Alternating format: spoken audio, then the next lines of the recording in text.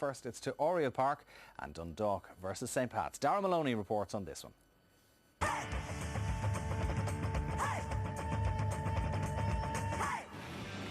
Dundalk's Declan O'Brien received his MNS Goal of the Month award for April before kick-off on Friday night from our own Tony McDonald. This match will be remembered for a while, but not for the quality of football and show at Oriel Park.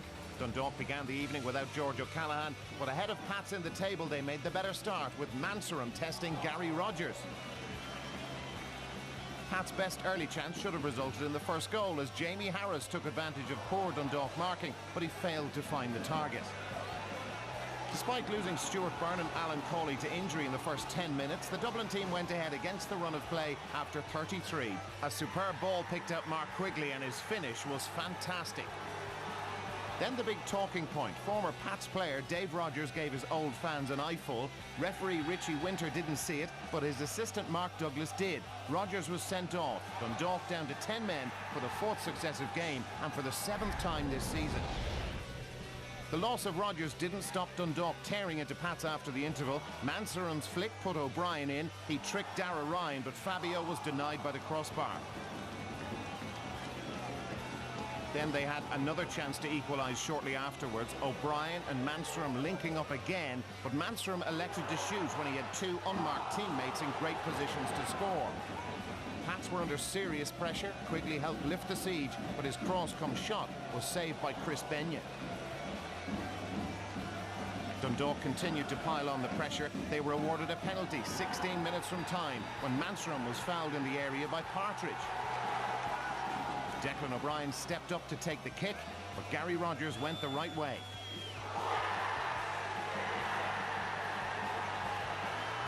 From the corner, Dundalk created another chance to equalise. They had players queuing up to score, but it was Darren Mansorum who eventually headed over. It just wasn't going to be Dundalk's night. Pats could have got a second late on. Mark Quigley springing the offside trap. Chris Benyon saved with his feet. It was St Patrick's first away win since March, but on Saturday, the Dundalk board dismissed Dave Rogers for what they described as gross misconduct.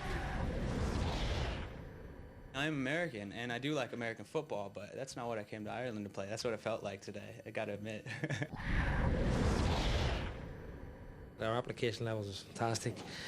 Probably just lacked, well, there was a bit of luck or a bit of clinical finishing, whatever way you want to look at it. We lacked something to get us to the point that I think we deserved. Lots of positives. Clean sheet for a start. Maybe had a little bit of luck tonight with O'Brien hitting the bar. Great save from Gary from the penalty. But you know, that's arguably the little bit of luck that we've been missing. We'll talk about that game in a minute. But first, let's go back to one of the big stories of the weekend, I suppose, Damien, that sacking of Dave Rogers. I suppose maybe let's have a look at what he did again, just in case you've joined us in the last minute or so. Well, I don't think there's anything great, and he still has his shorts on underneath, his briefs on underneath the shorts. It's a bit of fun. It's a daft thing to do, but that's the sort of sense of humour Dave Rogers has. Now, the linesman there was also the linesman 2 weeks ago in Bray, who was the result in a Bray player being sent off also in an incident happened over his side. I'm not altogether sure that the Dundalk Board of Directors are legally entitled to take this course of action. Over and above that, it makes me think that there's something else in the background. I think it leaves a stain against Dave Rogers that I'm thinking that's not what warranted the sacking. What is it about it? So I think they've got to come out and clarify the situation and say, look, Dave Rogers, this is the situation. Speak to the player first and foremost, which is common courtesy. Yeah, he did. Dave Rogers issued a statement today saying that he hadn't been contacted by his employers.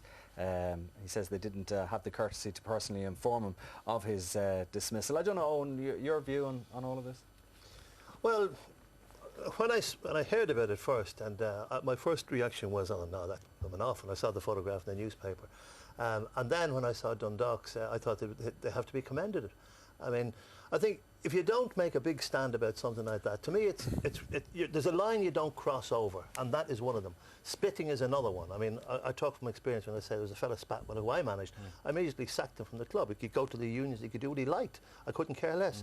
And the same thing prevails. Okay, if they're mitigatory, he's admitted that he did it, but and he's apologised. He has said as well okay, that, you know, there was you a bit might of banter question going the on severity of it, but the most important thing that I'm saying is you send a lesson out there that you don't tolerate that, because there's young kids there, little girls, little boys there, and you're trying to attract them into the football grounds, and you get one of the guys that they're supposedly adoring doing things like that. I'm sorry. Tony, we had a player a few weeks ago who admitted making racist comments, and he got a 5-match ban.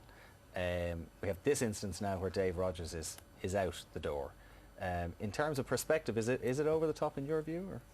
I think it's easy to see both sides of the argument. From Dundalk's point of view, and I know a lot of people in Dundalk very well, their view is that people will not support the club and throw money into it to support something that goes on the pitch from a player like that.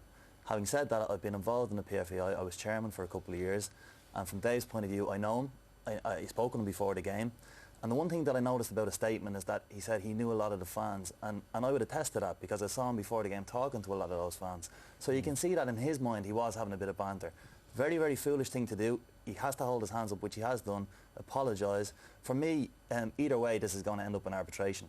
So it just depends on how the independent parties view it. It's going to go to a dispute resolution. From Dave's perspective, I mean, he's going to be looking to move on, and I hope he does find the club. What about the situation that we've had players in England like, we'd say, Stephen Ireland, Joey Barton, even today at Wembley Stadium, one of the Sheffield United players did it after the, or one of the Burnley players rather, did it after the game.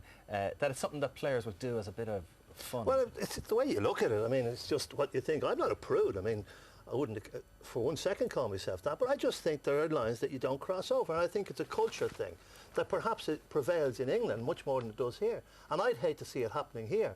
I just think it's very, very wrong that anybody should display themselves like that. And really, what I'm saying is, look, if the thing is mitigated, so be it. But the most important thing is you send a big message out there that you don't do that, and nobody does it again. Are we in danger of losing our sense of humour? We've got to keep the perspective. That's not funny. That is not funny. No, I'm sorry, that's not funny. Listen to me, he did it as a sense of fun. That's all he did. But that's his sense of fun. But if I'm there with my daughter, his sense of fun. If I'm there with my daughter and a player's out there and he does that, I'm sorry, I would react. Well, I'm telling you, if he has his briefs underneath, everybody wears briefs. He drops takes his shorts down 6 inches, no more than that, and you see his briefs. Where do you draw the line? Where do you draw the line? You find him a week's wages, and you say, look, it's just daft. He is a daft sense of humour. I said that. Just give him a week's wages, and we're not having that. Next time you do it, you're out the door. Well, it's the message that should go out that you don't do it. It's something that is going to be judged, I suppose, by the Disputes Resolution Committee. Anyway, and the talking point of the week, Bottomgate. Did Dave Rogers get a bum deal? The red card, perhaps, the least of his problems at the moment. And finally, Dundalk have a unique way of letting our cameraman get into the TV gantry. Deadly with an angle grinder from 2 yards. Okay.